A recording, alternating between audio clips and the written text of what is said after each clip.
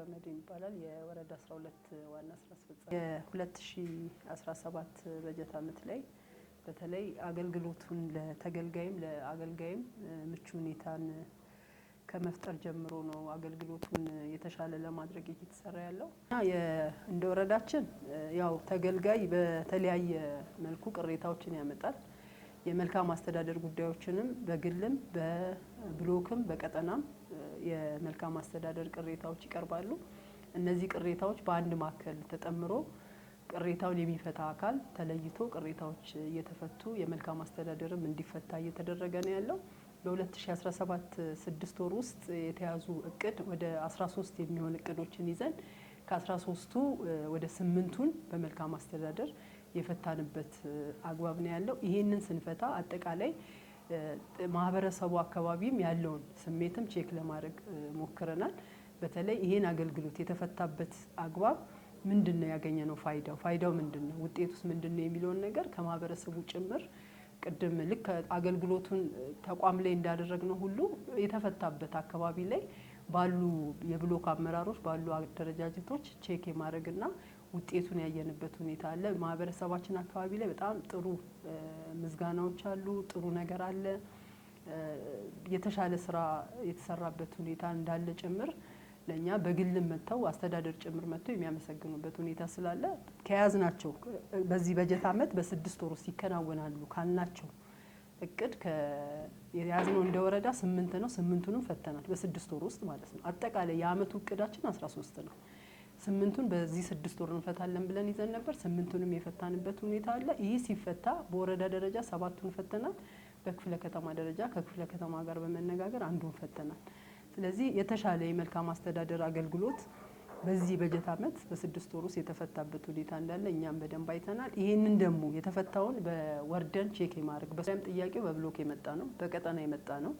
ምን ያህል ማህበረሰብ ለምሳሌ አንዷን ለማንሳት ለምሳሌ ፖሊስ ሴንተሪ አንዱ በወረዳ ደረጃ በዚህ በጀት ዓመት የፈታነው ነው። በዚህ 6 ወር እዛ ጋር ፖሊስ ሴንተሪው ላይ በዛች ብሎክ ላይ ተጠቃሚ የሆነ ለምሳሌ ከተፈቱት ውስጥ ሳነሳለ ወደ 4300 የሚሆን ማህበረሰብ እዛች ፖሊስ ሴንተሪ ላይ የጸጥታውን ስራ የረካበት ሁኔታ አለ እና እዛ አካባቢ ላይ በእንደዚህ በእያንዳንዱ የተፈቱ የመልካም አስተዳደሮች ላይ በጣም ቁጥሩ ከ2000 እስከ 7000 የሚሆን ማህበረሰብ የረካበትና እሱንም ዳታ ተሰብስቦ የተቀመጠበት ሁኔታ ነው ያለውና ጥቅል ማህበረሰባችን ላይ የተሻለ መነቃቃትም የፈጠረበት ነው። ሰው ተኮር ተግባራትን በርካታ ተግባራት ናቸው ያሉት። ከዚህ ውስጥ አንዱ ሰው ተኮር ስራ ነው። ሰው ተኮር ተግባራት ላይ በዚህ 6 ወር ውስጥ በተለይ የማዕድ ማጋራት በተለይ የታች ላይ ያለው ማህበረሰብ የባለ ሀብትን እያስተባበርን በባለ ሀብት እየለየን በተለይ መረዳት ያለበትን አካል በብሎክ በቀጠናም ተለይቶ መጥቶ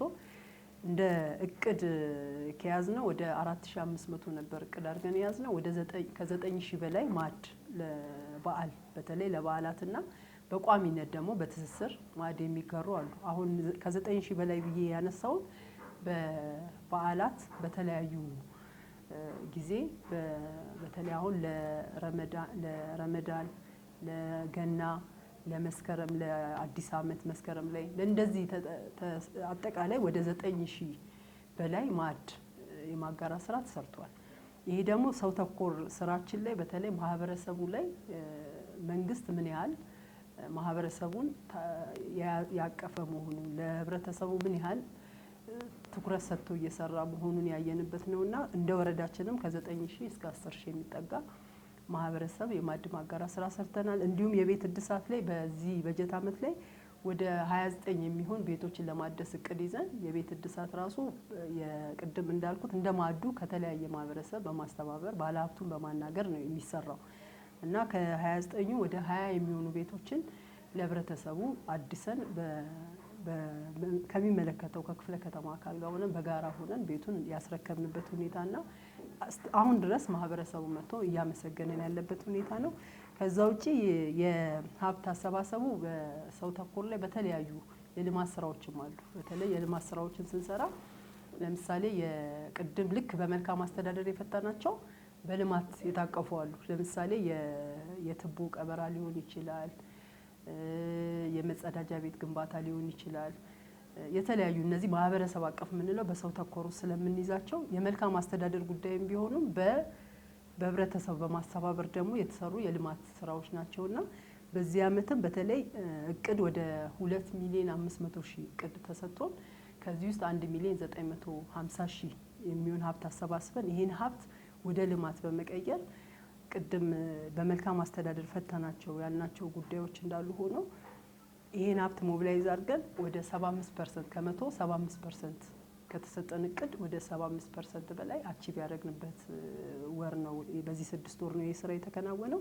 የቀሩትን ደግሞ ቀጣይ በጀት አመት ላይ በቀጣይ ወራት ላይ በዚህ በጀት አመት እንፈጽመው ነው የሚሆነው። ከዛ ውጪ የሌማት ትሩፋት ላይ እውነት ለመናገር የሌማት ትሩፋትን በተለይ እንደ ወረዳችን በከብት በዶሮ በተለይ በእንስሳትና በእጽዋት ነው ተግባራዊ እየተደረገ ያለው።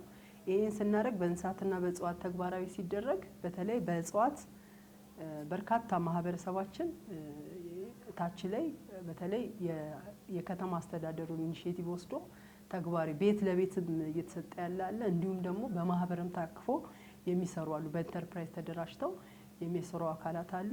እንዲሁም ደግሞ በእንስሳት በተለይ ምግቤን ከጓሮዬ በሚል የጎመን የተለያዩ አትክልቶችን ፍራፍሬዎችን አሁን እንደ ወረዳችን ገብተው እንኳን ቢጎበኙ ቤት ለቤት እንኳን የእጽዋትና የእንስሳት ይኖራል በየቤቱ ማለት ነው። ይሄን ደግሞ ወርደንም ጭምር አረጋግጠን ማህበረሰቡ ምን ያህል ተጠቃሚ እንደሆነ ምን ያህል ውጤቶች እየመጡ እንደሆነ ያየንበትና በአጠቃላይ የሰው ተኮር ላይ የምንሰራቸው ስራዎች ሰውን ማዕከል ያደረገ ተግባር እየተሰራ መሆኑን ማስቀመጥ እፈልጋለሁ።